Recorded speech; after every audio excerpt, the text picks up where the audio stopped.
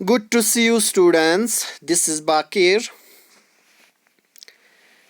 I hope आप सभी ठीक होंगे और इस लेक्चर के दौरान हम weavers iron smelters and factory owners के क्वेश्चन को कंप्लीट कर रहे हैं। लास्ट हमने थोड़ा बहुत देखा था स्टूडेंट्स क्वेश्चन आंसर्स, साथ में हमने हमारे चैप्टर 5 के भी कुछ क्वेश्चंस देखे और हमारा जो नेक्स्ट चैप्टर है दैट इज़ हम डिस्कस कर रहे हैं weavers iron smelters and factory owners के क्वेश्चन एंड आंसर्स को।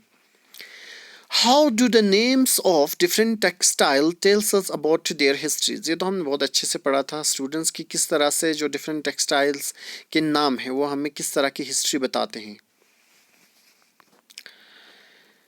European traders first encountered 5 cotton cloths from Indian carried by Arab merchants in Mosul in present-day Iraq. So they began referring to all finely woven textile as muslin, a word acquired white currency. When Portuguese first came to India in search of spices, they landed in Kaland on the Kerala coast in southwest India. The cotton textiles which they took back to Europe along with the spices named called calico. Students, calico derived from Kaland, and subsequently calico became the general name for all cotton textile. Chintz is derived from Hindi word chint, a cloth with a small and colorful flowery designs. Bandana now refers to many brightly colored and printed scarf for the neck or hat. Originally, the term derived from a word bhanna Hindi for tying. Next है, why did the wool and silk producers in England protest against the import of Indian textiles in the early 18th century? क्यों वुल और silk producers English में protest किए थे against the import of Indian textiles? तो हम जानते हैं क्योंकि मार्केट में पूरी तरह से ठप हो गए थे। जो European wool and silk producers थे उनकी चीज़ें बाई करना भी ख़त्म हो गए थे, बंद हो गए थे और इंडियन टेक्सटाइल्स बहुत हेवी हुआ था उनके ऊपर, क्योंकि हम जानते हैं कि इंडिया की जो टेक्सटाइल्स उनके डिज़ाइंस बहुत ज़बरदस्त होते थे, बहुत ही कलरफुल होता था, बहुत ही अच्छे होते थे, एक्विजिट और बहुत सारे चीज़ों के लिए माना जाता था। तो इस वजह से जो प्रोड्यूसर्स उन्होंने प्रोटेस्ट किया against the import of Indian textile. By the early 18th century, worried by the popularity of Indian textiles, the wool and silk makers in England began protesting against the import of Indian cotton textile. At this time, the textile industries had just begun to develop in England. Unable to compete with Indian textiles, English producers want to secure market within the country by preventing entry of Indian textile. हमारा next question है student,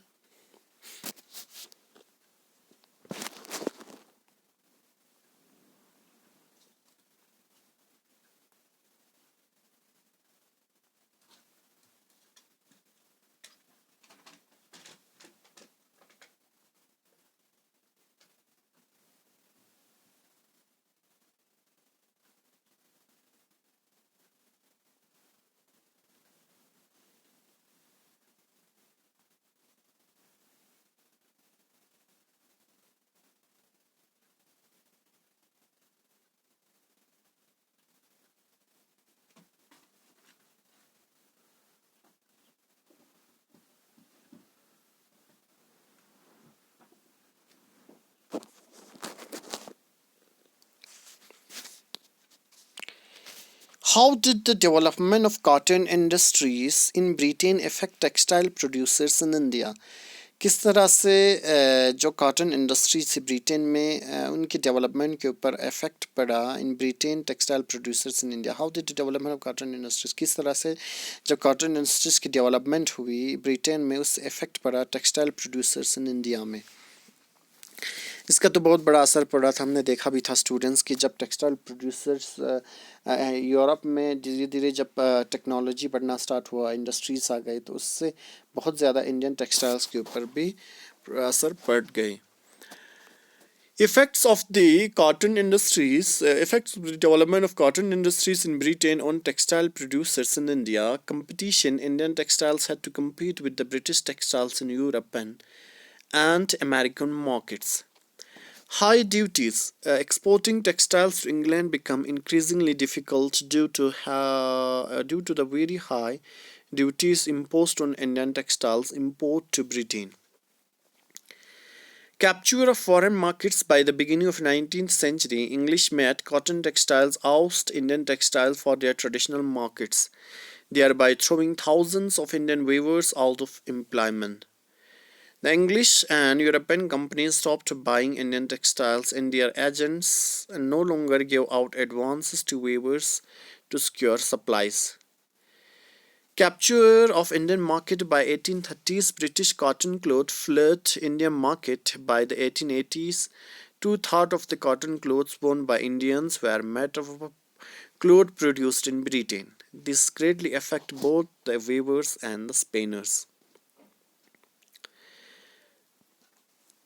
Thus, Indian textiles declined in 19th century, and the thousands of Indian weavers and spinners lost their livelihood.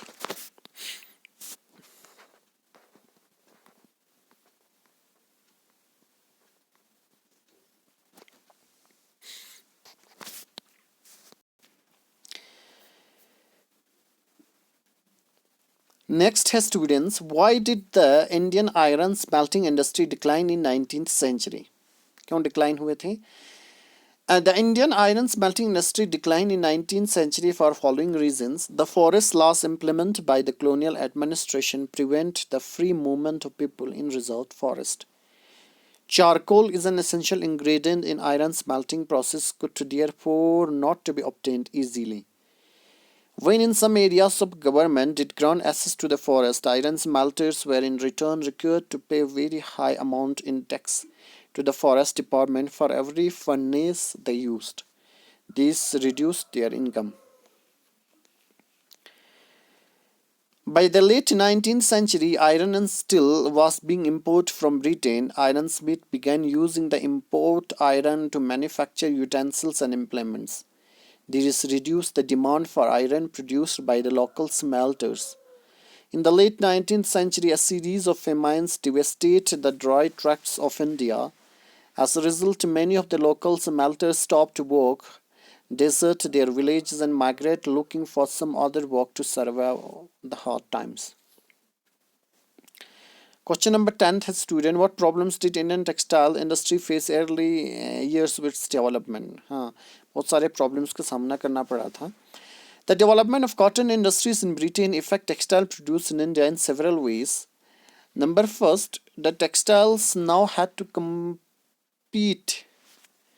ये compete है students, comply नहीं, compete. Indian textiles now had to compete with the British textiles in European and American markets. Exporting textiles in England also became increasingly difficult since very high duties were imposed on Indian textiles import to Britain. By the beginning of 19th century, English-made cotton textiles successfully ousted Indian goods from their traditional markets in Africa, America, and Europe. Thousands of weavers in India were now thrown out of employment. Bengal weavers were worse hit. English and European companies stopped buying Indian goods, and their agents no longer gave out advances to the weavers to secure supplies. Distressed weavers wrote petitions to the government to help them.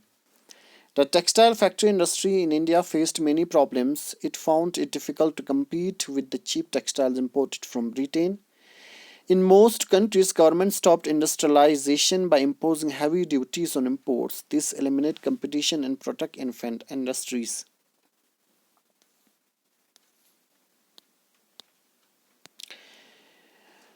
Next question is student, what helped disco expand steel production in India during the First World War? Disco ने बहुत कुछ किए थे. In 1914, First World War broke out.